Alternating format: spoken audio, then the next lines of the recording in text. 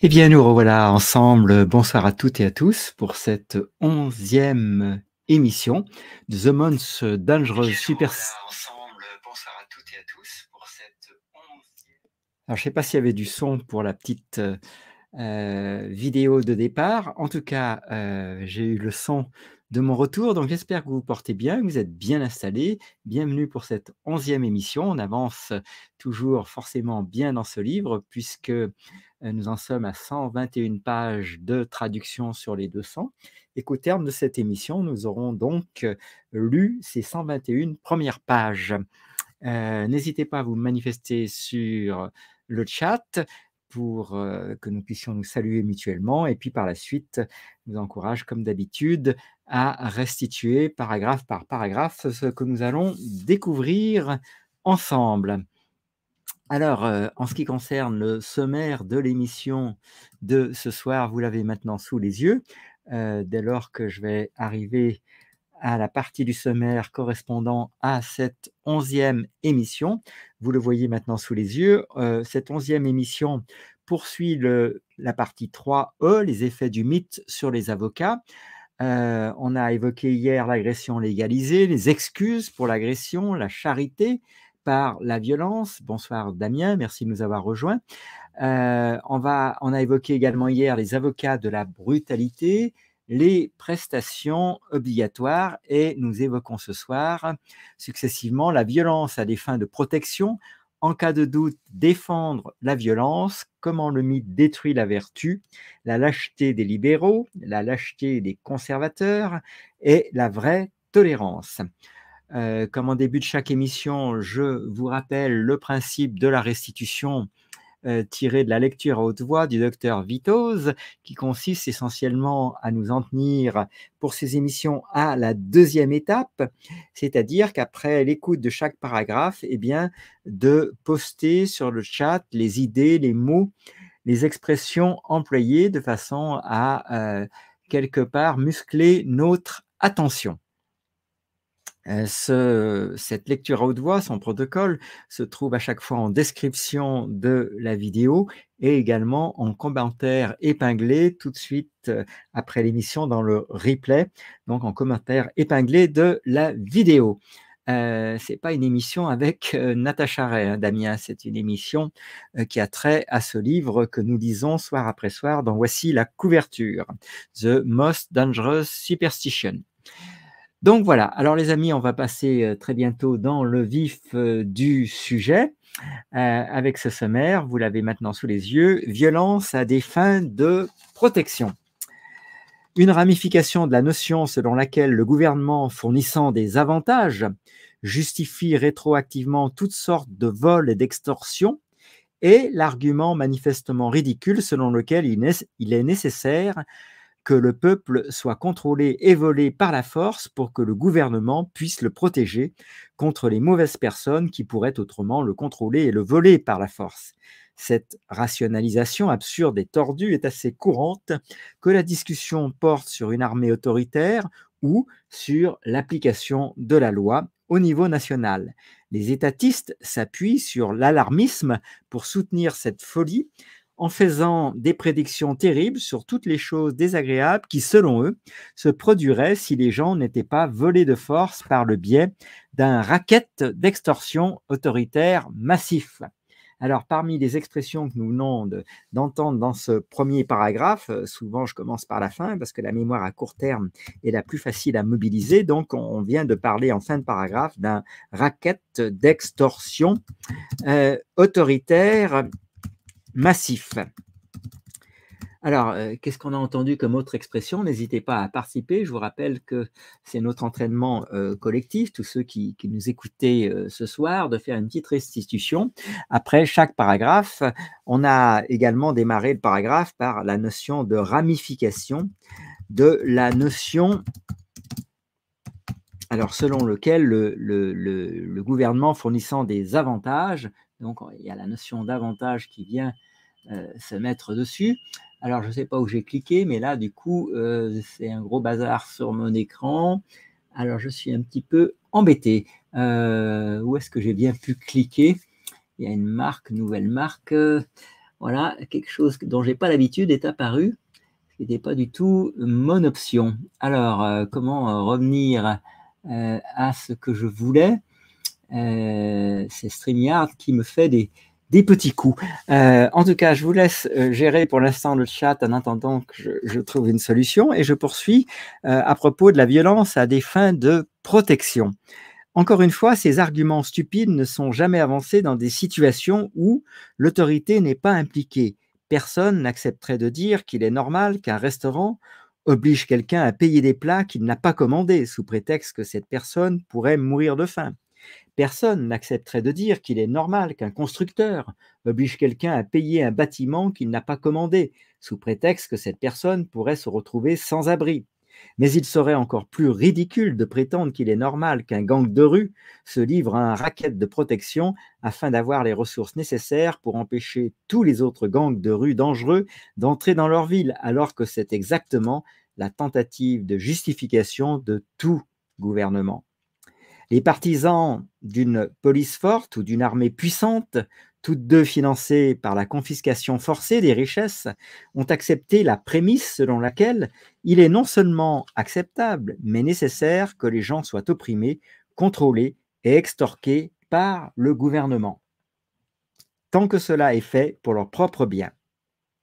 Le fait que les protecteurs autoritaires ne parviennent pas à prévenir le crime ou la guerre et qu'au contraire, ils les augmentent de façon spectaculaire par le biais de la guerre et de la création de marchés illégaux semble passer inaperçu aux yeux de ceux qui prônent la défense par l'intermédiaire du gouvernement.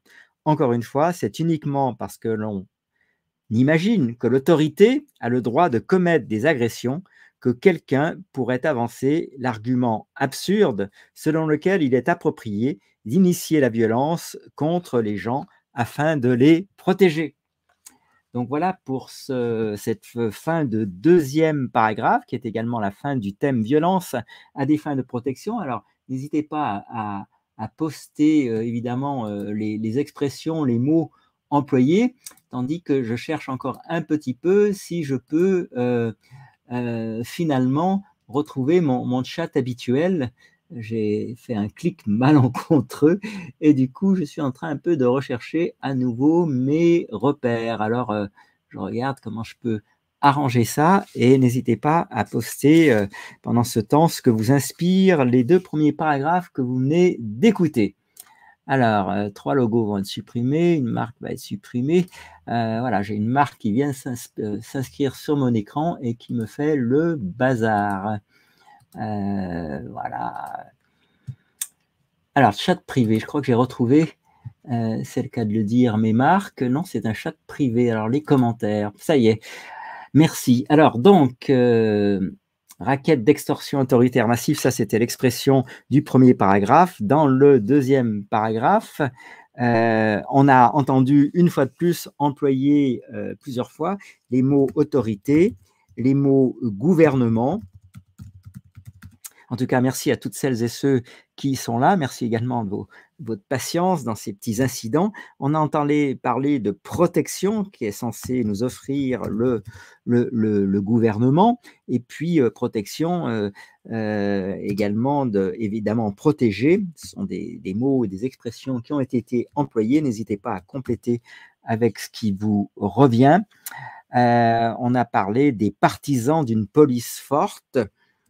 Donc, je vous poste tout ça ensemble, des partisans d'une police forte. Alors, si vous découvrez notre émission, je pense que vous allez y trouver grand intérêt pour mieux comprendre de quoi il s'agit quand on vous parle du titre du livre, à savoir de la plus grande superstition, qui est cette croyance à caractère religieux dans la nécessité d'un gouvernement pour nos protections, pour la redistribution des richesses, leur partage, etc., sans jamais imaginer que en fait, les membres de ce gouvernement n'ont aucune vertu supplémentaire par rapport aux citoyens moyens que nous sommes et que par conséquent, leur confier les clés de notre vie, en leur faisant confiance pour pondre les bonnes lois, évidemment, est une manière bien étrange pour chacun de se mettre en danger tout en niant qu'il est en train de se mettre en danger.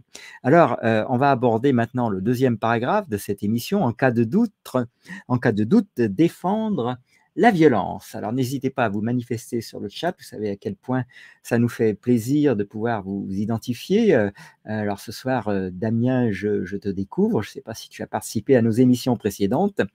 Et puis, vous êtes 8 au compteur, donc n'hésitez pas à nous passer un petit bonjour sur le chat ou mieux encore, à nous aider à restituer chaque paragraphe.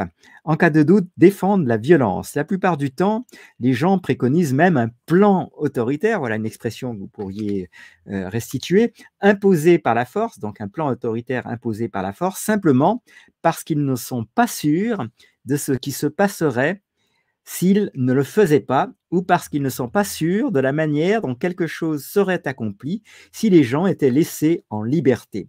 Par exemple, si quelqu'un a du mal à imaginer comment fonctionnerait un système routier entièrement privé, il préconisera généralement un plan gouvernemental financé par la coercition. S'il n'est pas sûr que des personnes libres puissent se défendre sans armée permanente, il préconisera probablement une solution militaire autoritaire financée par des impôts coercitifs. Ceux qui croient au gouvernement prônent la violence par défaut. D'où le titre, en cas de doute, défendre la violence. Il suffit d'un peu d'incertitude et d'ignorance pour que l'individu moyen préconise un plan de gouvernement, ça, je pense que c'est vraiment un mot qu'il faut poster sur le chat, un plan de gouvernement donc coercitif pour à peu près n'importe quoi. Donc il suffit d'un peu d'incertitude et d'ignorance pour que l'individu moyen préconise un plan de gouvernement coercitif pour à peu près n'importe quoi. Ce n'est pas ainsi que les gens se comportent dans leur vie quotidienne. Alors, bonsoir Michel, merci de te manifester.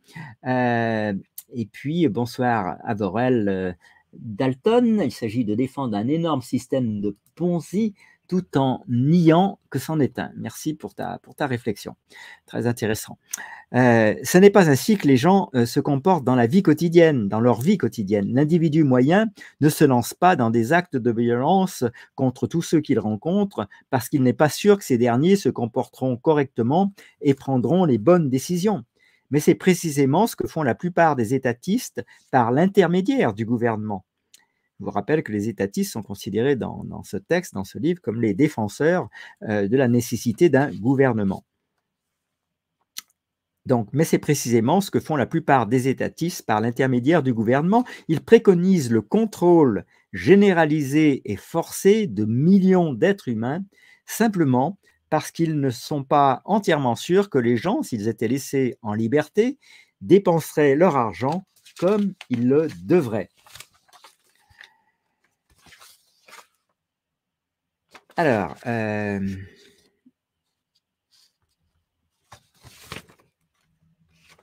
vais reprendre cette phrase parce qu'elle est à cheval sur 2 pages et que, en la découpant trop, ça va être difficile à comprendre.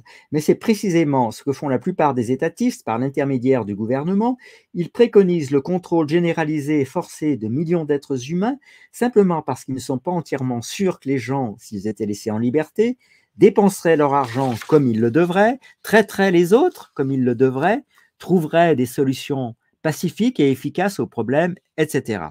Grâce à la superstition, le titre du livre, de l'autorité, les étatistes peuvent confortablement prôner la soumission violente de leurs voisins, simplement parce qu'ils ne sont pas tout à fait sûrs de la façon dont leurs voisins se comporteraient autrement. Et ceux qui ont soif de pouvoir exploitent ce fait à leur avantage. Tout ce que l'homme politique doit faire pour obtenir le soutien d'une prise de pouvoir autoritaire, c'est dire au public que les choses pourraient ne pas très bien fonctionner s'il laissait les gens en liberté. Il n'a même pas besoin d'attendre que quelqu'un fasse quelque chose de malhonnête, de malveillant, de négligent ou de destructeur. Tout ce qu'il a à faire, c'est de suggérer la possibilité que si les gens sont laissés en liberté, de mauvaises choses pourraient se produire. étant donné que les partisans de la violence gouvernementale ne considèrent pas la loi comme une violence, le seuil à partir duquel ils soutiendront une solution autoritaire et forcée est très bas. Ceux qui ont soif de pouvoir peuvent simplement suggérer qu'un plan pourrait aider quelqu'un quelque part et de nombreuses personnes approuveront la violence légale sur la base de cette seule prémisse. Fin de ce paragraphe. Et non pas fin du thème qui débat toujours de, en cas de doute, défendre la violence. Alors, les mots qu'on peut retenir de ce paragraphe, il y a la question de la soif de pouvoir qui vient d'être évoquée. Je vous rappelle l'importance de la restitution.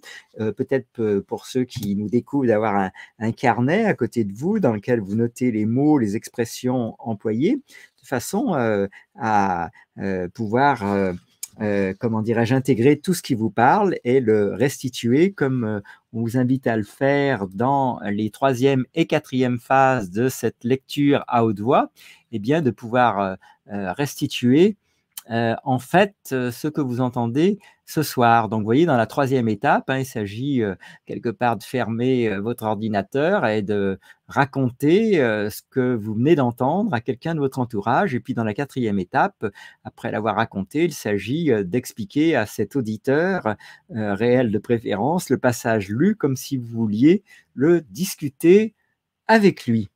D'où l'importance de prendre des notes pendant l'émission, de façon à ce que nous soyons toutes et tous efficaces après l'émission pour faire de la restitution, pour autant que ça nous parle. Donc, j'étais en train de vous parler de la soif de pouvoir mentionnée dans ce paragraphe, et que ceux qui ont soif de pouvoir, eh bien, ils exploitent ce fait à leur avantage. Donc, on peut noter ce mot de avantage, par exemple. Tout ce que l'homme politique, alors l'homme politique a été mentionné également dans ce paragraphe. Alors, il ne s'agit pas de restituer tous les mots, mais au moins d'en trouver quelques-uns à restituer.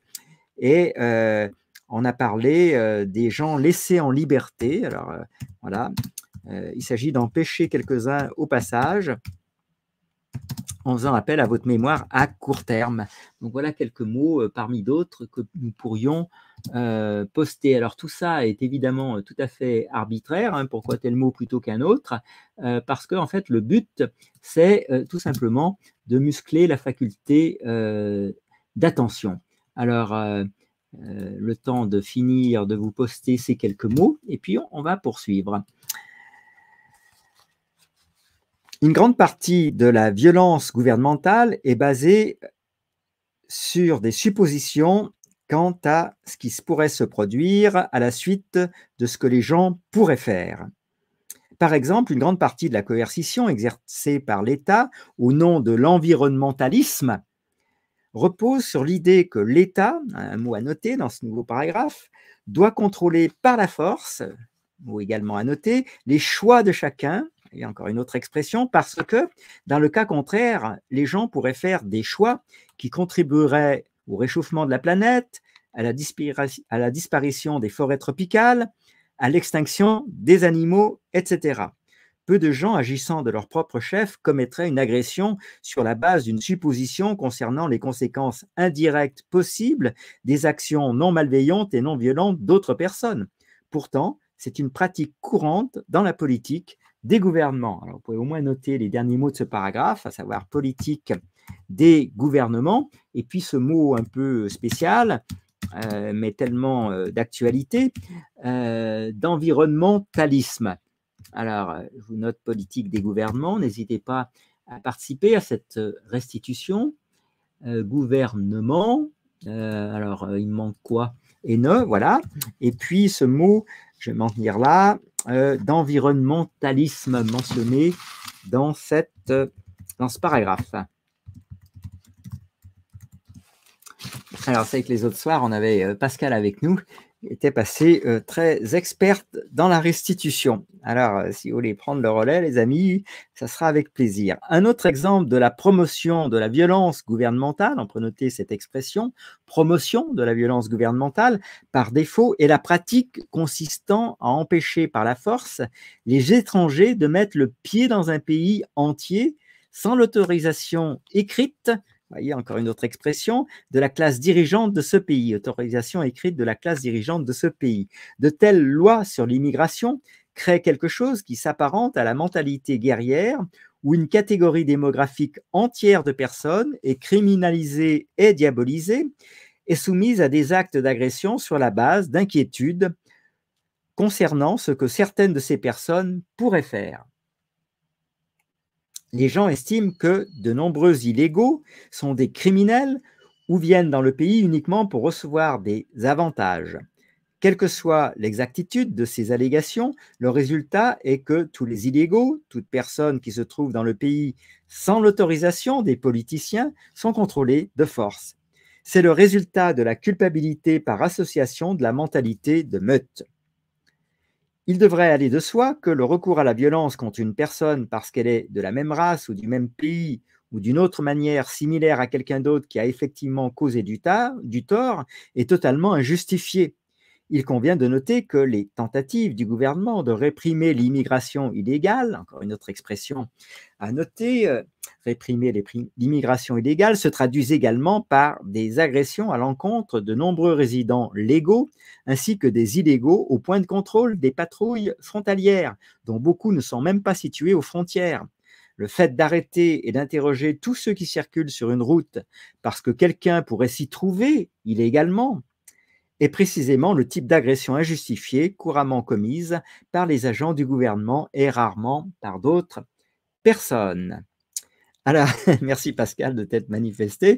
Ça ne veut pas évidemment dire que tu dois être mis à contribution à chaque fois, mais en tout cas, tu as été un bon exemple pour les jours précédents. Alors, la restitution est très utile, c'est vrai. Merci de le confirmer. Ça fait toujours plaisir de trouver des gens qui sont d'accord avec soi, même si toute opinion du moment qu'elle est bienveillante, encore une fois, est bienvenue. Toujours dans ce paragraphe dont je relis le titre en cas de doute, défendre la violence. Cette violence, par défaut, se manifeste également dans les fouilles et les interrogatoires intrusifs de toute personne qui tente de prendre l'avion dans le pays de la liberté, mis entre guillemets. Le fait que le propriétaire d'un avion pose des conditions à quiconque souhaite prendre son avion, et cela s'appliquerait également à un train, à une voiture ou à toute autre chose, est très différent du fait qu'un tiers empêche par la force quiconque de prendre n'importe quel avion dans n'importe quel pays, à moins que les passagers potentiels ne se soumettent d'abord à des interrogatoires, à des fouilles de leurs bagages, voire à des fouilles à nu par les agents du tiers. Les gens ne toléreraient jamais qu'un particulier se comporte de la sorte, avec l'attitude « je ferais mieux d'imposer ma volonté à tous les autres au cas où ». Mais pour les agents de l'autorité, la tactique est courante. Et les gens s'imaginent qu'elle est légitime. En fait, ils exigent souvent que l'autorité agisse de la sorte. Alors, vous avez encore entendu une nouvelle fois les mots fouille, violence par défaut, autorité. Alors, c'est des mots que je poste, mais que vous pourriez tout aussi bien poster. Je n'ai pas évidemment l'apanage de ces petits posts qui nous aident à rester bien vigilant et attentif. Puis évidemment, on a parlé des avions dans ce paragraphe et du mot autorité. Donc, je m'en tiens à ces 4 mots pour vous inciter. Alors, j'ai fait une faute d'orthographe, vous la corrigerez. Il s'agissait de lire autorité pour le dernier mot. Dans la vie de tous les jours, la non-violence est le type de comportement par défaut de la plupart des gens. Bien qu'il y ait parfois des conflits physiques, la plupart des gens s'efforcent de les éviter, non seulement en essayant de ne pas déclencher une bagarre, mais aussi en essayant de désamorcer les situations tendues. Même lorsqu'une bagarre survient, les deux parties finissent généralement par s'en sortir, même lorsqu'elles ont des points de vue, des croyances et des attitudes très différents. Mais il s'agit là de leur vie personnelle. Lorsqu'il s'agit de politique, la violence est la règle par défaut. Chaque électeur, dans une mesure ou une autre, cherche à ce que ses propres opinions et idées soient imposées de force à tous les autres par le biais du mécanisme du gouvernement. Le défaut n'est pas de laisser les autres faire ce qu'ils veulent ou d'essayer de s'entendre pacifiquement. Le défaut est de prôner l'agression contre absolument tout le monde par le biais de la coercition autoritaire appelée loi. il y a un fossé énorme entre ce que la personne moyenne considère comme un comportement civilisé, expression à noter, sur une base individuelle, et ce qu'elle considère comme légitime et civilisé lorsqu'il s'agit des actions de l'autorité. Il est difficile d'imaginer que quelqu'un puisse se comporter dans sa vie personnelle comme les électeurs se comportent lorsqu'il s'agit de politique. Une telle personne volerait constamment à d'autres, amis ou étrangers, d'énormes sommes d'argent pour financer des choses qu'elle juge importantes et utiliserait la menace, la force physique et même l'enlèvement pour contraindre les autres à prendre les décisions qu'elle pense être les meilleures pour ses victimes ou pour la société en général. En bref, quiconque agirait dans sa vie privée comme tous les étatistes agissent dans l'arène politique serait immédiatement reconnu comme un voyou, un voleur et un fou. Mais faire exactement la même chose par l'intermédiaire du gouvernement, en prônant l'extorsion de masse et la brutalité, est accepté par la plupart comme quelque chose que les gens normaux et civilisés devraient faire. En fait, il parle parfois du vote comme d'un devoir, comme s'il était immoral de ne pas prôner le contrôle coercitif de ses voisins. Étonnamment et ironiquement, les seules personnes qui ne prônent pas la violence et la coercition généralisée et constante par le biais du gouvernement, les anarchistes et les volontaristes, sont généralement considérées par la majorité comme bizarres, non civilisées et dangereuses. Vous voyez, comme une sorte de renversement dans la compréhension des choses. Alors merci Pascal pour tous tes posts. Je vois que, sans le vouloir, je t'ai remis au travail, hein, mais non-violence, type de comportement par défaut. Merci pour cette expression. La deuxième, en politique, la violence règle par défaut, ou règne par défaut peut-être. Et puis, autre expression, coercition autoritaire et loi, voilà des mots qui ont été employés effectivement. Vol, menace, force, physique, enlèvement, tout à fait. Et puis, extorsion de masse, brutalité. Alors, merci pour ta participation précieuse. Eh bien, ce dernier paragraphe marque la fin du thème « En cas de doute, défendre la violence ». On va donc maintenant évoquer comment le mythe détruit la vertu. Comment le mythe détruit la vertu, hein, un titre de paragraphe lourd de conséquences. Presque tous les parents envoient systématiquement à leurs enfants, écoutez bien, 2 messages totalement contradictoires. Premier message, il est intrinsèquement mauvais. Si vous êtes parent, dites-moi si vous faites ça, et si vous transmettez ça à vos enfants, avec ce premier message. Il est intrinsèquement mauvais de voler, de frapper, d'intimider, etc. Et deuxième message, il est bon d'obéir à l'autorité. Presque tout ce que fait l'autorité constitue une brimade. Utiliser la violence ou la menace de violence pour contrôler le comportement des autres et s'emparer de leurs biens. Toute figure d'autorité, de l'instituteur au dictateur d'un pays, non seulement contrôle régulièrement ses subordonnés par la coercition, mais parle et agit comme si elle avait le droit absolu et incontestable de le faire. Ainsi, l'enseignant est toujours en train d'imposer par la force sa volonté aux élèves, tout en leur disant qu'il n'est pas normal qu'ils imposent par la force leur volonté aux autres. C'est l'exemple ultime du message hypocrite « Faites ce que je dis, pas ce que je fais ». Voilà, alors merci pour ton post de ce paragraphe. 2 messages contradictoires envoyés aux enfants. Je vous les rappelle, il est intrinsèquement mauvais de voler, de frapper, d'intimider. Presque tous les parents, je suppose, enseignent ça à leurs enfants. Mais deuxième message, absolument contradictoire, il est bon d'obéir à l'autorité. Alors, vous êtes désormais 14 avec nous. Merci à toutes celles et ceux qui nous ont rejoints. N'hésitez pas à vous manifester, ne serait-ce que par un bonsoir. Ça nous aide à nous identifier les uns les autres et puis à former une petite équipe de lecture active et interactive. Et puis, étape possible également dans cette participation, la restitution des mots, des expressions employées dans chacun des paragraphe, puisque vous voyez que cette lecture à haute voix que je vous mentionne à de nombreuses reprises, eh bien, elle consiste dans une première étape à choisir un passage d'une dizaine de lignes d'un ouvrage apprécié. Alors, si vous êtes là, je suppose que vous appréciez cet ouvrage qui s'appelle The Most Superstition, la plus grande des superstitions, et qui vise à détruire cette sorte de mythe de la nécessité d'un gouvernement pour que les choses se passent bien entre les citoyens.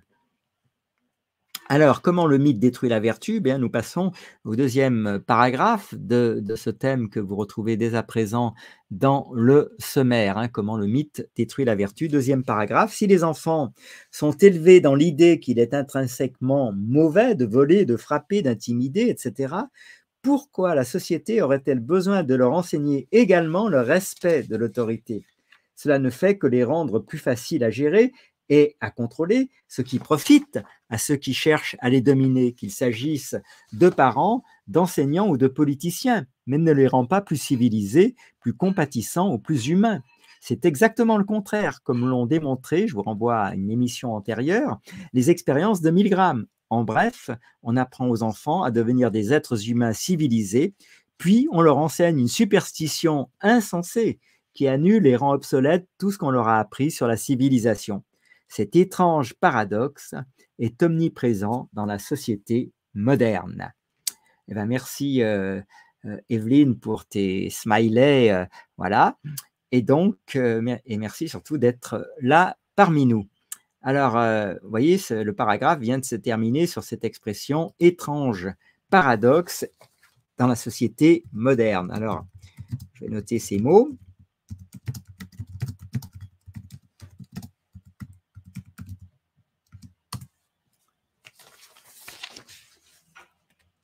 L'individu moyen éprouverait de la honte et de la culpabilité, deux mots importants, honte et culpabilité, s'il volait 100 $ à son voisin, mais n'a aucun scrupule à préconiser par le biais du vote que le gouvernement prenne plusieurs milliers de dollars à ce même voisin. L'individu moyen tiendra la porte à un étranger, mais en même temps préconisera que ce même étranger est une grande partie de sa vie contrôlée de force par la loi. La politesse et la considération superficielle dont font preuve la plupart des gens sont vidées de leur sens et de leur valeur par les niveaux massifs de coercition et d'agression de l'État qu'ils préconisent. Même les nazis avaient de bonnes manières à table, disaient s'il vous plaît et merci en allemand, faisaient preuve d'une étiquette correcte et étaient généralement courtois lorsqu'ils ne commettaient pas de massacres. Alors, merci pour cette restitution de superstition insensée. Et puis, le paragraphe que je viens de vous lire se termine par le mot massacre. Et on y a parlé des nazis et de leur courtoisie, tout à fait capable de dire s'il vous plaît et merci, ce qui ne les empêchait pas de commettre ces massacres dont on vient de parler. Il existe un contraste saisissant entre la manière dont presque tous les étatistes traitent les autres dans leur vie personnelle et la manière dont ils préconisent que le gouvernement traite les autres par le biais de la loi. Des millions de personnes qui seraient très réticentes à frapper physiquement un autre être humain approuvent néanmoins fièrement la soumission violente ou le meurtre pur et simple de milliers de personnes. Ils appellent cela soutenir les troupes. Certains étatistes disent même qu'ils s'opposent à la guerre mais soutiennent les troupes, ce qui est comparable à dire que l'on s'oppose au viol, mais que l'on soutient les violeurs. Parce que les troupes gouvernementales utilisent toujours la coercition et la violence contre les innocents, en plus de la force défensive qu'elles utilisent, soutenir les troupes signifie nécessairement soutenir l'oppression. Mais en raison d'une mentalité de meute et d'un attachement émotionnel à ses compatriotes, de nombreuses personnes tentent de dissocier les troupes de ce que font toutes les troupes. Autre exemple de la façon dont la croyance en l'autorité déforme la perception. De nombreux bénéficiaires de l'aide sociale admettent ouvertement que s'ils ont le choix entre accepter des cadeaux offerts volontairement par des personnes qu'ils connaissent et recevoir quelque chose que le gouvernement a pris de force à un parfait étranger, ils préfèrent la seconde option parce qu'elle est dans leur esprit la moins honteuse des deux. Le fait que quelqu'un puisse préférer accepter un bien volé plutôt que d'accepter la compassion et la générosité montre à quel point la croyance en l'autorité déforme le sens moral des gens. Fin de paragraphe avec cette expression « sens moral des gens ». Paragraphe suivant. En bref, chaque étatiste, tous ceux qui croient au gouvernement, c'est ça la définition de l'étatiste, se trompe lui-même en croyant qu'il est une bonne personne qui soutient les bonnes choses et s'oppose à l'injustice, hallucinant en lui-même un respect pour son prochain, tout en préconisant en même temps que son prochain soit contrôlé par la force, extorqué, emprisonné ou même tué. La superstition de l'autorité est si profondément ancrée dans l'esprit des masses qu'elles peuvent prôner le mal à un niveau massif et presque incompréhensible, tout en s'imaginant charitables et compatissantes. Elles exigent du gouvernement qu'il fasse des choses qu'elles ne songeraient jamais à faire elles-mêmes. Ils s'imaginent être des êtres non violents, civilisés et éclairés, tout en préconisant régulièrement que tous leurs voisins soient volés et contrôlés de force et mis en cage ou tués s'ils résistent.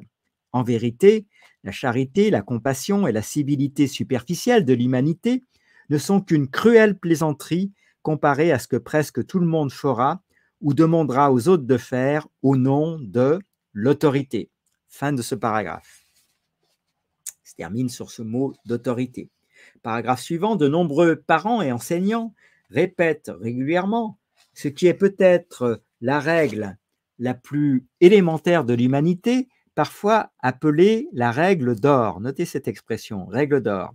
Traiter les autres comme on veut être traité. Traiter les autres comme on veut être traité. Ce qu'un autre auteur, que je vous avais signalé au début des émissions, puisque c'est grâce à lui que nous sommes ensemble, cet autre auteur étant Marc Passio, vous avez son nom à l'écran, avec ses 5 conférences qu'il a fait sur la loi naturelle. Alors lui, il la présente un peu différemment.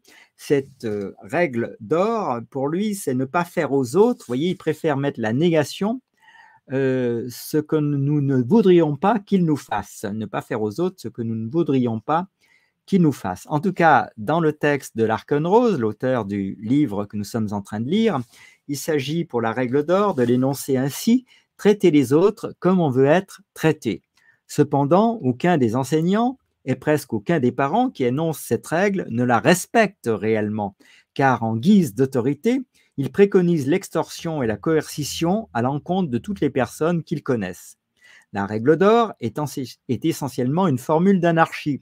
Si quelqu'un n'aime pas être dominé et contrôlé de force par d'autres, il ne devrait pas préconiser que d'autres soient dominés et contrôlés de force. Je vous encourage à regarder le petit, comment dirais-je, générique qu'on vous envoie en début de chaque émission avec ce jeu qui y apparaît, qui est le jeu des dominants et des dominés, mis au point par Monique et Michel, paix à son âme, Pinson-Charlot.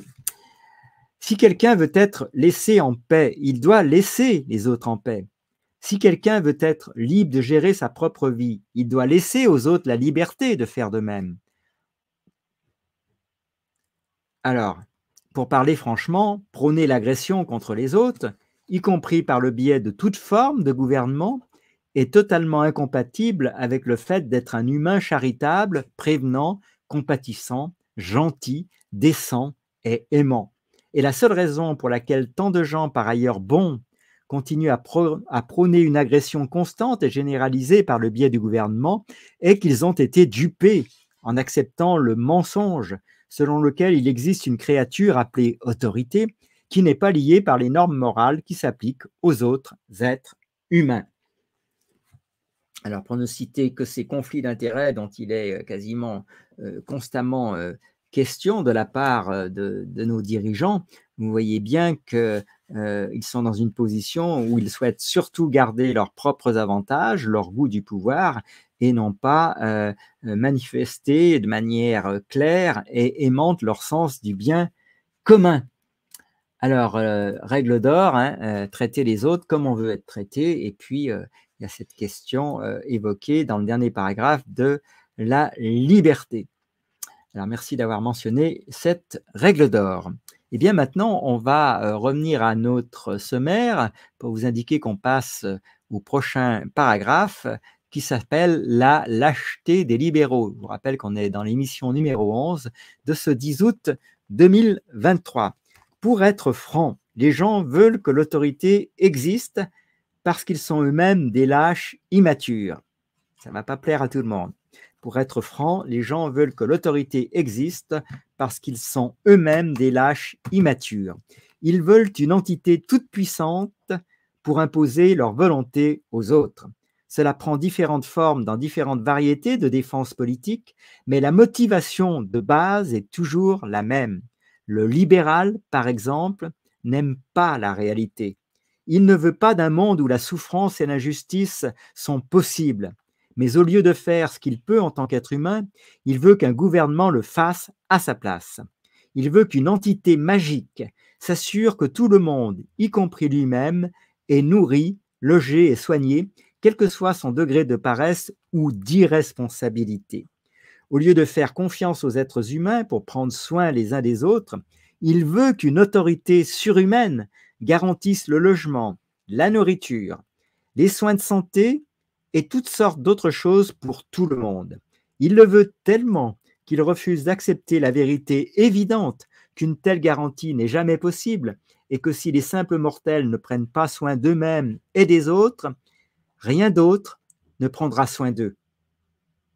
Vous voyez, un paragraphe que je trouve très, très engagé avec des mots, alors vous voyez, une manière de parler qui, encore une fois, évoque beaucoup cette manière de parler de Marc Passio dans ses 5 conférences qui ne ménage pas l'auditeur, c'est peu de le dire.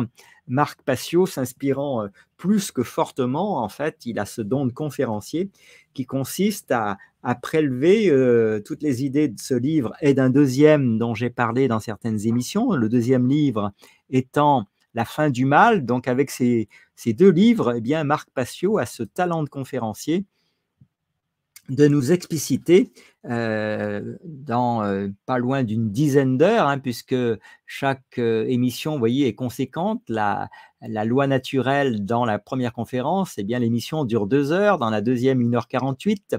Donc, quand vous additionnez tout ça, la troisième 1h40, 1h39, 1h36. Donc, vous voyez, des émissions au minimum en moyenne d'1h30. Donc, on est à 6-8 heures de conférence, les amis. Donc, merci pour les mots, les expressions toujours postées par Pascal. Donc, les amis, je vous remets sous les yeux le sommaire et je vous rappelle qu'on est rentré dans le paragraphe « La lâcheté des libéraux ». Le libéral voit le monde comme une continuation de la salle de classe, où il y a toujours une autorité en charge et en contrôle qui s'assurera que les bons enfants sont récompensés et protégés des mauvais. On dit à chaque enfant ce qu'il doit faire et on s'occupe de lui, et tout ce qu'on lui demande, c'est de faire ce qu'on lui dit. Il n'est censé assumer aucune responsabilité quant à son propre bien-être, si ce n'est par son obéissance à l'autorité. Il ne se nourrit pas, ne s'abrite pas, ne se protège pas et ne fait rien d'autre. Il a simplement la foi que les autorités, par exemple les enseignants et les parents, s'occuperont de lui. Il est élevé dans un cadre qui ne ressemble en rien à la réalité et on lui apprend à se tourner vers l'autorité pour tous ses besoins. Autrement dit, à devenir entièrement dépendant de l'autorité. Eh bien, écoutez, on la cherche, l'autonomie. Hein. Alors, effectivement, il a été question dans ce paragraphe qui se termine sur le fait qu'on lui apprend à se tourner vers l'autorité pour tous ses besoins. Eh bien, on a parlé de la salle de classe. Alors, n'hésitez pas à vous joindre à Pascal pour poster les mots, les expressions employées. Et puis, on a parlé mots effectivement gravissimes. Hein. Ce qu'on nous enseigne essentiellement à l'école, il faut bien que chacun en tire les conséquences, c'est l'obéissance, ce qui fait que dès lors qu'un gouvernement ne remplit plus sa mission, pour chacun d'entre nous, en tout cas pour beaucoup d'entre nous, désobéir devient vraiment quelque chose de compliqué puisque c'est essentiellement la seule chose qu'on a appris à l'école, c'est véritablement à obéir. C'est peut-être en tout cas celle qui a le plus d'implication, bien plus que les maths, la physique, le français et le reste. Alors, à propos de la lâcheté des libéraux, et c'est exactement ce que le libéral continue de faire, bien avoir à quitter l'école, hein, puisque la dernière phrase, c'était « Il a simplement foi que les autorités, par exemple les enseignants et les parents, s'occuperont de lui. Il est élevé dans un cadre qui ne ressemble en rien à la réalité et on lui apprend à se tourner vers l'autorité pour tous ses besoins. » Là, il, c'est l'enfant à l'école. Et c'est exactement ce que le libéral continue de faire bien après avoir quitté l'école. Il parle du droit de chacun au logement, à la nourriture, aux soins de santé et à d'autres choses, comme si des dents géantes, une fée des dents géantes était obligée de faire apparaître ces choses par magie pour tout le monde. Alors, je ne sais pas trop ce que ça veut dire dans ce contexte-là, une fée des dents. Peut-être qu'il y a une erreur de traduction. Une fée des dents géantes était obligée de faire apparaître ces choses par magie pour tout le monde. La nature de la réalité, bien qu'elle lui saute aux yeux tous les jours, est trop dérangeante pour qu'il la reconnaisse, parce qu'elle est tellement différente du monde dans lequel il a grandi, où l'autorité était responsable de tout. Les programmes gouvernementaux soutenus par les libéraux sont une manifestation de leur propre terreur délirante de la réalité et de leur refus de voir le monde tel qu'il est. Ils craignent tellement l'incertitude qu'ils essayent d'imaginer l'existence d'une entité surhumaine, le gouvernement, capable de surmonter toutes les incertitudes de la réalité et de créer un monde toujours sûr et prévisible. Et lorsque le sauveur mythologique non seulement ne parvient pas à réparer le monde, mais le rend bien pire, comme cela s'est produit avec les régimes collectivistes de l'Union soviétique, de Cuba, de la Chine et de bien d'autres, le libéral refuse toujours d'abandonner sa foi aveugle en ce Dieu omniscient et omnipotent qu'est le gouvernement. Fin pour ce paragraphe. Alors, fait des dents, merci pour la petite précision ou la grande précision. Petite souris nous dit, chez nous, je suppose. Merci en tout cas. Les dents de lait. Ah oui, d'accord. Ah ben voilà, c'est bien. Il y en a qui suivent super bien. Une simple analogie fait s'effondrer toute la théorie politique libérale. Si une centaine de personnes faisaient naufrage sur une île, que signifierait le fait de dire que chacun a un droit à la nourriture, ou que chacun a un droit aux soins de santé, ou le droit à un emploi, ou le droit à un salaire de subsistance? Si par exemple quelqu'un a un droit au logement et que le logement ne provient que des connaissances, des compétences et des efforts d'autres personnes, cela signifie qu'une personne a le droit de forcer une autre personne à lui construire une maison. C'est exactement ce qui se passe dans un contexte plus large lorsque les libéraux préconisent que certaines personnes soient volées de force par le biais de la fiscalité afin de fournir des avantages à d'autres personnes. La notion selon laquelle les gens, en vertu de leur simple existence, ont droit à toutes sortes de choses, des choses qui n'existent que grâce à la connaissance et à l'effort humain, est délirante. Le résultat logique de ce point de vue, prétendument aimant et compatissant, est la violence et l'esclavage, car si le besoin d'une personne lui donne droit à quelque chose, cela signifie que cette chose doit être prise de force à toute autre personne qui la possède ou qui peut la produire, si elle ne la fournit pas de son plein gré. Le fait qu'une telle attitude animale et à courte vue, collectivisme, soit présentée comme une philosophie progressiste et compatissante, ne change rien au fait qu'elle est, en réalité, indiscernable de la philosophie des rats et des cafards. Peu importe qui a produit quelque chose, si quelqu'un d'autre le veut ou prétend en avoir besoin, il doit le prendre par la force. Le manifeste communiste exprime cela comme de chacun selon ses capacités, à chacun selon ses besoins. Bien entendu, il existe une différence fondamentale entre le fait de suggérer que les personnes qui ont des richesses à épargner devraient volontairement aider les moins fortunés et le fait de préconiser le recours à la violence pour rendre les choses équitables. Les programmes gouvernementaux ne consistent jamais à demander aux gens de s'entraider. Ils consistent toujours à utiliser les menaces et l'agression pour forcer les gens à faire certaines choses et à se comporter d'une certaine manière. Mais le mythe de l'autorité permet aux libéraux de prôner la violence et l'intimidation généralisée et constante, tout en continuant à s'imaginer qu'ils sont bienveillants et compatissants. En substance, ce que les gauchistes politiques veulent, c'est une maman omnisciente et toute puissante pour forcer les gens à partager et être gentils, et ils ignorent le fait qu'une telle chose n'existe pas et qu'imaginer une telle chose ne fait qu'ajouter de la violence, de la souffrance et de la misère à la société. Alors, les mots retenus par Pascal, pas d'entraide, mais violence et agression. Merci. N'hésitez pas à vous joindre à Pascal pour ces restitutions, je vous le rappelle, très importantes dans la lecture à haute voix. La lâcheté des conservateurs. Vous voyez ce paragraphe s'afficher à l'écran. Et puis il y avait également dans le paragraphe que nous venons de le lire, comme le fait remarquer Pascal à nouveau, c'est forcer les gens à partager. Alors, la lâcheté des conservateurs. Autant les libéraux politiques veulent un État maman géant pour protéger et prendre soin de tout le monde, autant les conservateurs politiques veulent un État papa géant pour faire le même travail. Les résultats sont légèrement différents, mais l'illusion sous-jacente est la même. Le désir d'une autorité toute puissante pour protéger l'humanité de la réalité. L'illusion de droite se concentre moins sur les soins maternels et la main tendue que sur la protection paternelle et la discipline. Les conservateurs veulent que l'autorité soit utilisée pour créer une grande et puissante machine de protection et pour imposer fermement à la population la moralité qu'ils imaginent nécessaire à la survie de l'humanité. Leur déni de réalité est aussi fort que celui des gauchistes. Là encore, l'analogie de l'île illustre bien le propos. Si une centaine de personnes faisaient naufrage sur une île, qui imaginerait que forcer la plupart d'entre elles à servir et à obéir à un protecteur serait nécessaire ou utile? Et qui imaginerait que laisser un ou deux d'entre eux imposer de force leur morale aux autres rendrait ce groupe plus vertueux?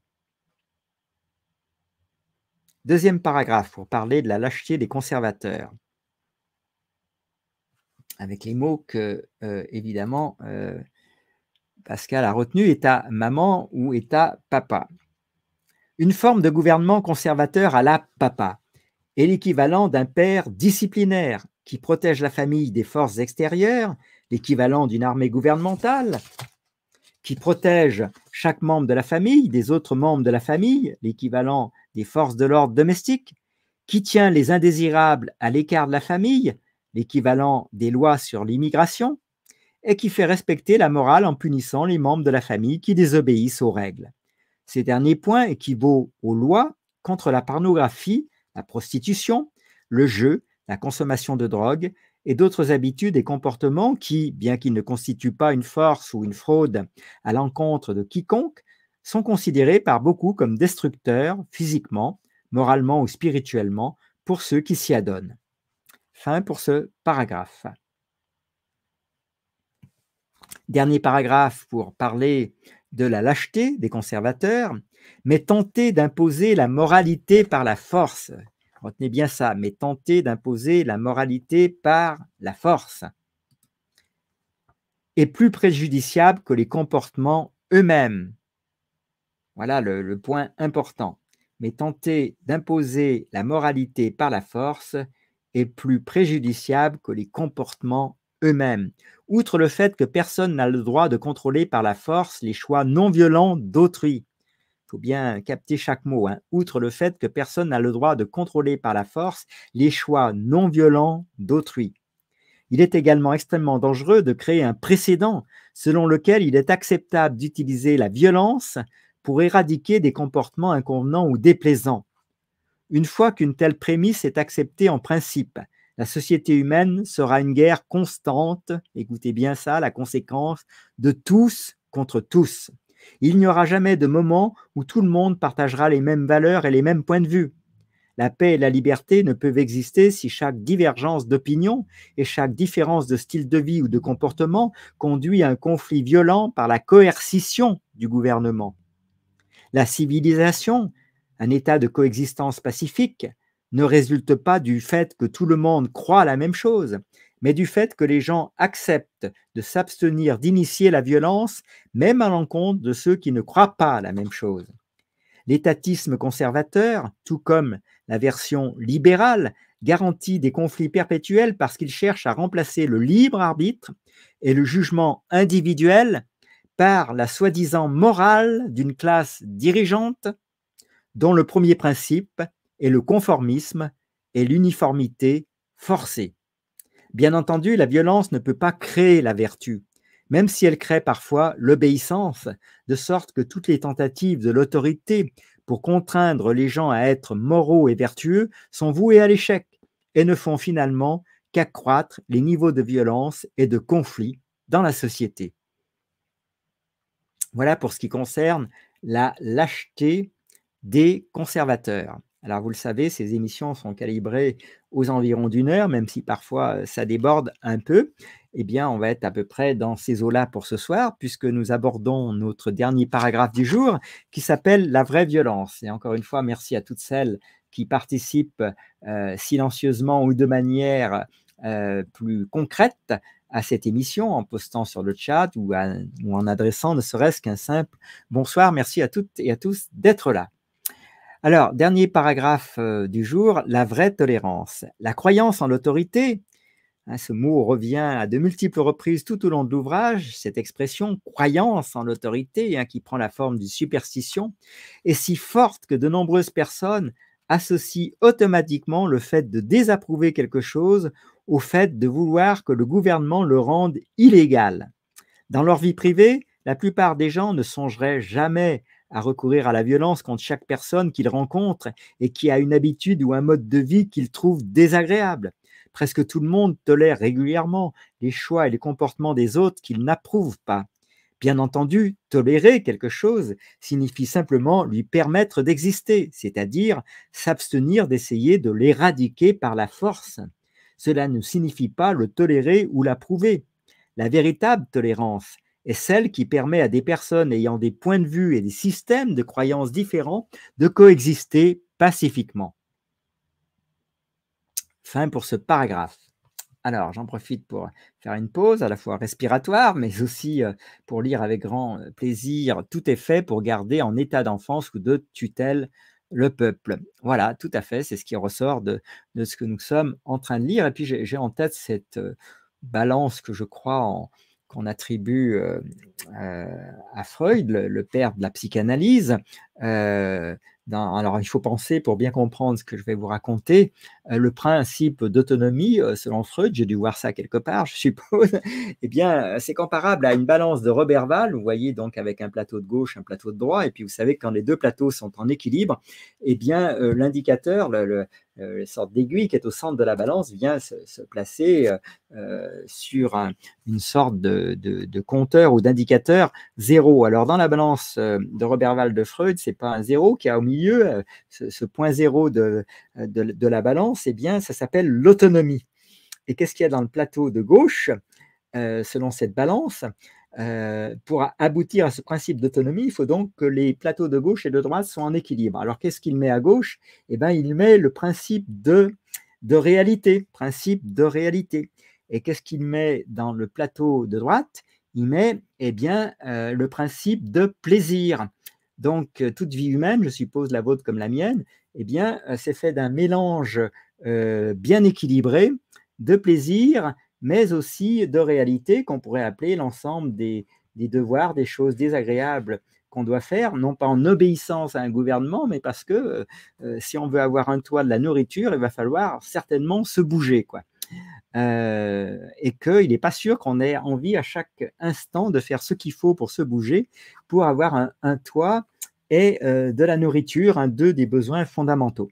Alors, je ne sais pas si vous avez réussi à visualiser la balance de Roberval dont je vous parle. Il faudrait que j'en cherche un schéma sur Internet qui est, selon moi, ou en tout cas dans ce que j'en ai compris, le principe d'autonomie selon Freud, qui est un principe qui semble être cher également à l'auteur de ce livre, qui, je vous le rappelle, puisqu'on a tendance à oublier le nom de l'auteur, s'appelle Larken Rose, l'auteur de The Most Dangerous Superstition.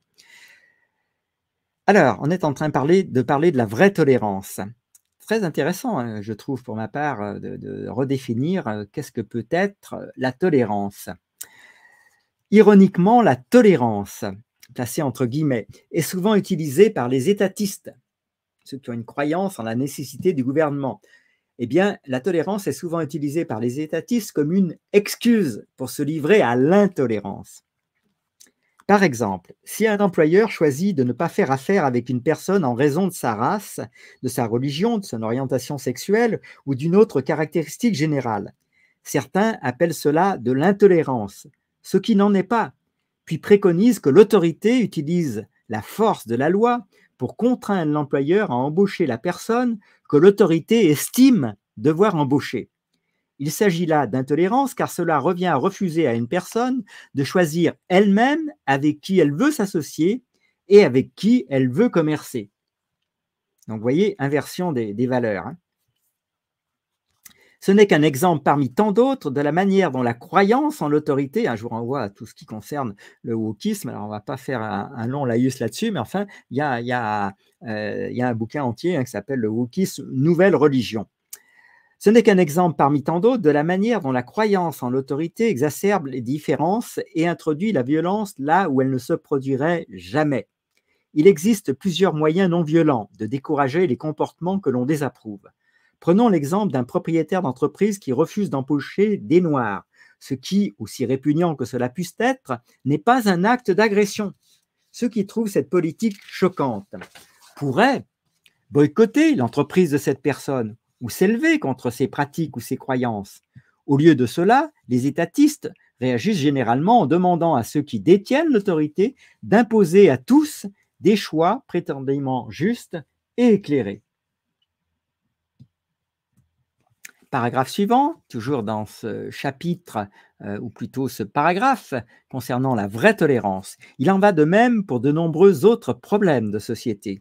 La lutte pour savoir si le mariage homosexuel doit être légalement reconnu ou interdit n'est rien d'autre qu'une compétition à l'intolérance de la part des deux camps. Il n'est pas justifié d'empêcher par la force deux hommes de dire qu'ils sont mariés, pas plus qu'il n'est justifié de forcer quiconque à reconnaître une telle relation comme un mariage. L'idée que tout le monde doit avoir la même idée de ce qui constitue le mariage ou quoi que ce soit d'autre est un symptôme de conformisme-fascisme.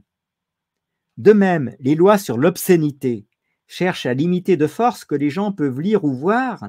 Les lois sur les stupéfiants, ainsi qu'une grande partie de ce que fait la FDA, constituent des tentatives de limiter de force les substances que les gens peuvent ingérer.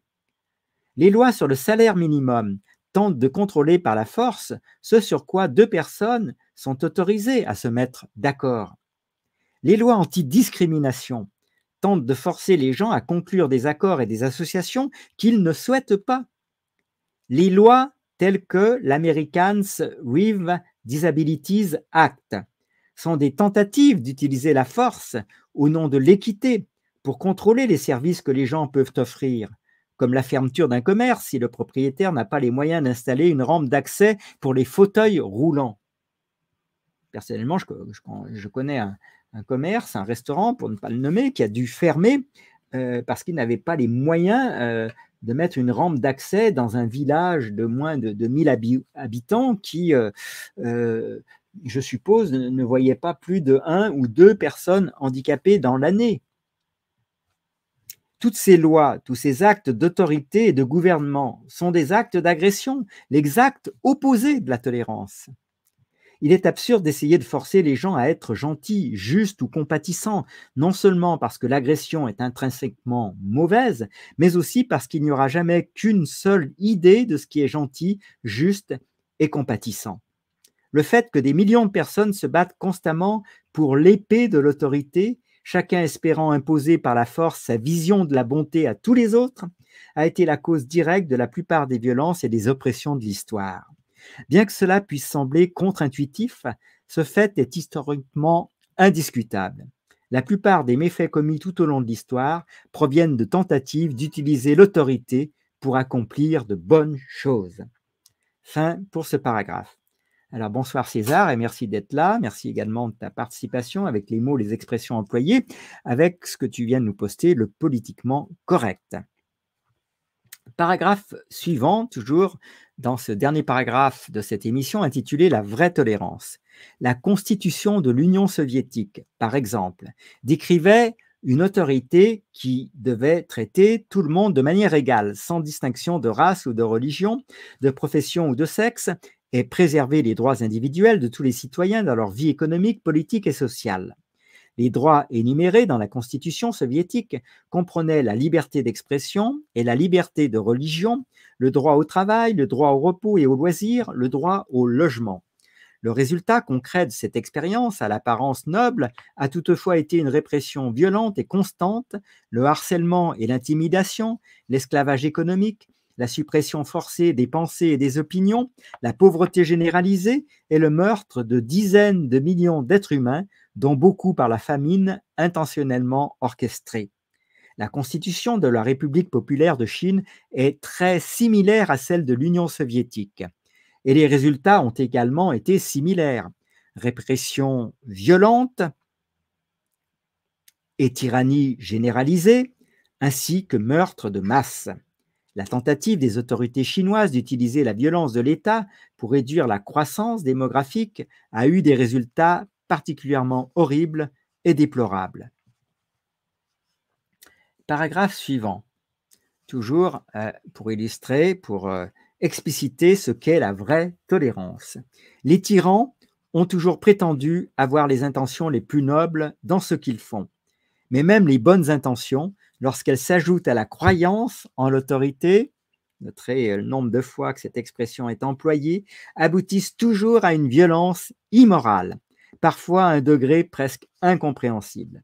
Même sans tous ces exemples historiques, il devrait être évident qu'il est insensé d'essayer de parvenir à la compassion et à l'équité, à l'amour et à la vertu, à la coopération et à la fraternité, par le biais de l'agression et de la violence autoritaire, et que le gouvernement, par sa nature même, en tant qu'outil de contrôle forcé, ne peut jamais conduire à la justice, à la paix et à l'harmonie, et qu'il ne le fera jamais. Alors c'est vrai que ce livre, pour peu que vous compreniez son contenu, fait tomber beaucoup d'illusions. Et pour ceux qui ont une pratique du yoga, vous savez qu'on emploie un terme en yoga qui s'appelle Maya, l'illusion.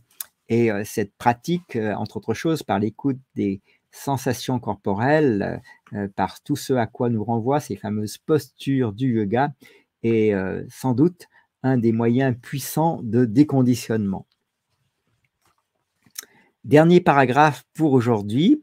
Vous êtes encore 13 et bravo à ceux qui ont la persévérance de pouvoir bien comprendre ce que veut nous exprimer cet auteur qui, je le pense, a fait un travail extrêmement considérable pour nous aider à nous déconditionner de cette espèce d'obligation absolue d'obéissance, même quand cela contrevient à tout bon sens et en particulier à notre conscience. Donc, à propos de la vraie tolérance, il convient également de noter que la gauche et la droite politique sont toutes deux éprises du concept d'égalité. La droite politique prônant l'égalité devant la loi et la gauche l'égalité des résultats. Mais aucune ne souhaite réellement l'égalité, car elles exemptent toutes deux la classe dirigeante de cette égalité. Mais ni l'une ni l'autre ne souhaite une véritable égalité, car toutes deux exemptent, je viens de le dire, la classe dirigeante d'une telle égalité. La véritable égalité exclut tout gouvernement, car il est évident qu'un dirigeant et un sujet ne peuvent jamais être égaux. Dites-moi si vous êtes d'accord avec ça. Il est évident qu'un dirigeant et un sujet ne peuvent jamais être égaux. Ce que les étatistes veulent en fait, c'est l'égalité entre les esclaves, mais une énorme inégalité entre les esclaves et les maîtres. Cela montre une fois de plus qu'ils considèrent le gouvernement comme surhumain, car il ne leur vient jamais à l'esprit, alors qu'ils prônent l'égalité pour tous, que l'égalité devrait également inclure les politiciens et la police. Les politiciens et la police. Tout à fait, abolition des privilèges. Mais en tout cas, l'intérêt que je vois à cet auteur, c'est que finalement, beaucoup se demandent comment y parvenir. En tout cas, dans ma compréhension de ce livre, ça me conforte dans l'idée qu'il est urgent et important d'apprendre à désobéir, puisque c'est cette obéissance qui nous conditionne dans cette croyance religieuse, dans la nécessité absolue d'un gouvernement. Et qu'évidemment, croire en un gouvernement consiste à accorder des droits à ce gouvernement que nous-mêmes n'avons pas. Donc vous voyez bien que tout ça tourne en rond, et même si ça fait des millénaires que ça tourne en rond, ça n'est pas une preuve en soi qu'il n'y a aucune solution, c'est peut-être une preuve en soi que toutes les solutions qui ont été trouvées jusqu'ici ne visent qu'à maintenir en l'état les structures qui nous asservissent. En tout cas, c'est à l'évidence un livre subversif, vous l'aurez compris, et que ce n'est pas fait pour les gens qui veulent rester dans le conformisme, hein. Ça, on l'a bien compris. Je pense que vous perdriez votre temps à suivre ces émissions. Il faut être ouvert à d'autres compréhensions, ce qui ne veut pas dire être d'accord avec tout ce que dit l'auteur, mais en tout cas, il faut au moins être ouvert à une chose, c'est que je doute qu'avec le conformisme, nous puissions résoudre nos divers problèmes de société et d'entente entre les habitants de cette planète.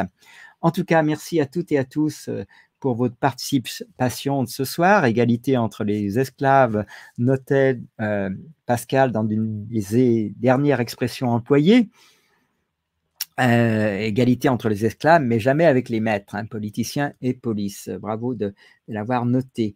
Alors, il faut être un groupe fort. La grande question, et on ne prétend pas la résoudre ce soir, hein, ça va sans dire, mais comment être un groupe fort si chacun n'a pas pris en charge son destin, sa destinée, avec son libre arbitre, quoi. Donc, si on attend que ce groupe fort existe, en tout cas pour ma part, je craindrais qu'on puisse attendre longtemps. Donc, je m'efforce et j'espère y parvenir dans une petite mesure. Et ce n'est pas parce que cette mesure est petite qu'il ne faudrait pas le faire. Et je vous incite évidemment, pour ma part, à faire de même, c'est-à-dire à prendre en main votre propre destinée, quoi, et à voir tout ce qui ne dépend que de vous, c'est-à-dire qui est sous votre contrôle. Parce qu'à force de s'attaquer à des choses sous lesquelles on n'a aucun contrôle, on finit, dans tous les sens du terme, par devenir littéralement impuissant. Et ça ne sera pas la voie dans laquelle je vous encouragerai. Donc, d'où le livre que j'ai travaillé pendant des semaines et des mois, parce que le titre à lui seul nous donne le thème de réflexion pour chacun. Et le livre s'appelle « Pouvoir illimité ».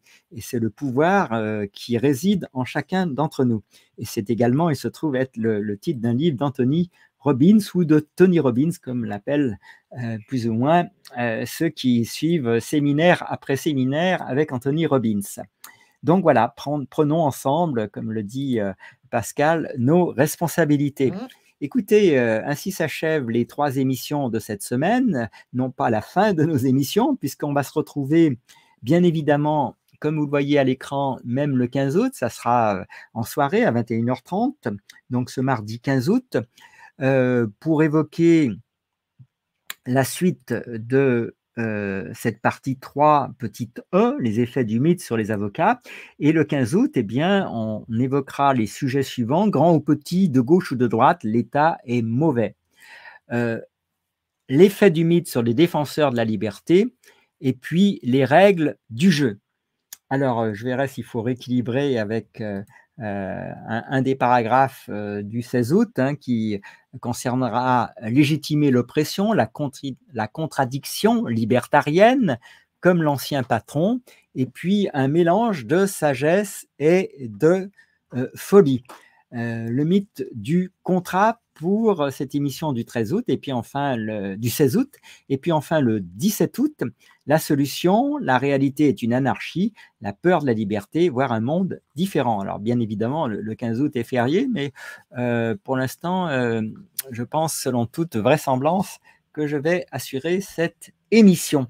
Alors, si on n'est pas au domicile habituel, ça sera peut-être avec des moyens plus réduits. On espère que la 4G dont on disposera peut-être sur un autre lieu sera suffisante pour la transmission. En tout cas, je pense que nous répondrons présents pour cette émission du 15 août. Vous l'avez à l'écran, émission numéro 12. Eh bien, écoutez, les amis, même si le week-end, ce n'est pas tout à fait demain, certains d'entre vous sont peut-être en vacances. En tout cas, où que vous soyez, quoi que vous fassiez, portez-vous bien. Passez une excellente fin de journée. Encore une fois, merci, on sera indulgent, merci d'avance. Après tout ce paragraphe sur la tolérance, ce serait dommage que nous ne puissions pas la manifester entre nous. En tout cas, passez une excellente soirée. N'oubliez pas, si ce livre vous parle, de jouer votre rôle en utilisant les étapes 3 et 4, c'est-à-dire de raconter ce que nous venons de lire ensemble, et puis de discuter avec votre entourage le passage que nous avons lu aujourd'hui, comme si vous vouliez, enfin de l'expliquer plutôt à votre entourage, comme si vous vouliez discuter de toutes ces idées que nous avons évoquées aujourd'hui. Et Dieu sait si certaines d'entre elles, pour ma part, je les ai trouvées très, très fortes en engagement, en affirmation, et puis sans prise de gants, parce qu'à force de prendre des gants, il semble que plus personne ne comprenne à rien. Donc autant dire la vérité de manière assez directe pour qu'elle puisse être comprise. Donc voilà, cette lecture à haute voix, vous l'avez sous les yeux. Je vais vous laisser en compagnie de notre générique final. Et puis, je vous donne rendez-vous donc mardi 15 août au soir. Chers amis, passez du bon temps d'ici là et à tout bientôt.